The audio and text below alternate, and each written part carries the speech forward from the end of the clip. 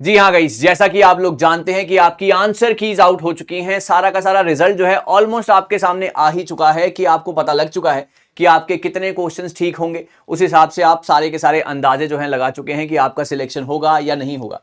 लेकिन अभी कहानी में एक ट्विस्ट आना बाकी है, क्योंकि आप मेरे पीछे जो थंबनेल देख रहे हैं यहां पर साफ तौर पर लिखा गया है कि जून 2025 जो कि अब आपका रिजल्ट जहां पर डिक्लेयर होगा, जो कि आपकी आंसर की आई है, वहां पर सबके मार्क्स बढ़ने वाले हैं।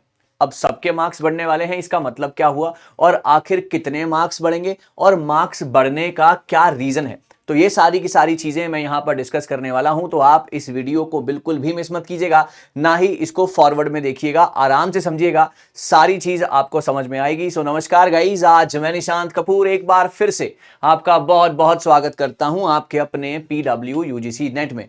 अब सवाल आता है कि मार्क्स बढ़ेंगे तो आखिर बढ़ेंगे कैसे, तो इसको समझने की कोशिश कीजिए। जैसा कि आप लोग जानते हैं कि ऑफिशियल वेबसाइट के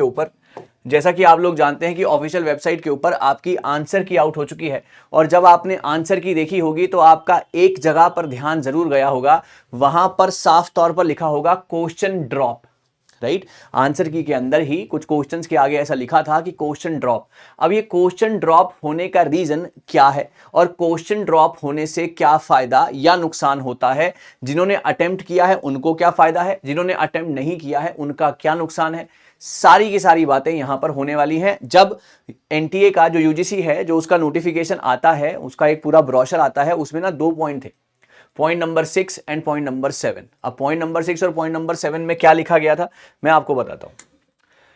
यहां पर मार्क्स बढ़ेंगे, सबके बढ़ेंगे, किनके बढ़ेंगे जरा सुनिए। अगर क्वेश्चन इनकरेक्ट है, कभी कभार ऐसा होता है कि एनटीए ने, जो यूजीसी ने जो अपने एग्जाम में क्वेश्चन डाला है वो थोड़ा सा गड़बड़ है, वो इनकरेक्ट है, राइट। नंबर 1 पॉइंट, वो क्वेश्चन जो है एम्बिगुअस, मतलब वो क्वेश्चन क्लियर नहीं है, कंफ्यूजिंग सा क्वेश्चन है, वो क्वेश्चन क्लियर नहीं है, उस क्वेश्चन में कंफ्यूजन है, it's not directly related to the examination, और उसमें कहीं ना कहीं एक क्वेश्चन मार्क है उस क्वेश्चन में। तो अगर क्वेश्चन इनकरेक्ट है, अगर क्वेश्चन इनकरेक्ट है या क्वेश्चन में किसी भी तरीके का कंफ्यूजन है या उसमें मल्टीपल करेक्ट आंसर्स हैं, कभी कभार ऐसा भी होता है, कुछ क्वेश्चंस इस बार भी ऐसे देखे गए हैं कि जिनमें मल्टीपल करेक्ट आंसर्स हैं, है ना, उनमें 2 क्वेश्चन के आंसर जो है ठीक हो सकते हैं, जैसे कि ABCD है, जैसे कि ABCD है, तो उसमें A और B दोनों ही आंसर सही हैं।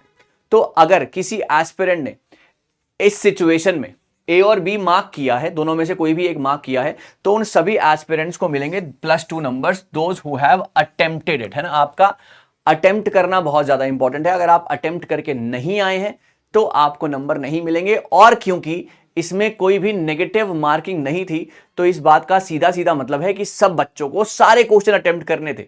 तो यहां पर कहते हैं कि अगर क्वेश्चन कोई इनकरेक्ट है ना, यूजीसी की तरफ से, या उसमें कोई कंफ्यूजन है या मल्टीपल करेक्ट आंसर्स हैं उसके, और आपने वो अटेम्प्ट किया है, तो आपको उसके नंबर मिलेंगे। Number 1 point.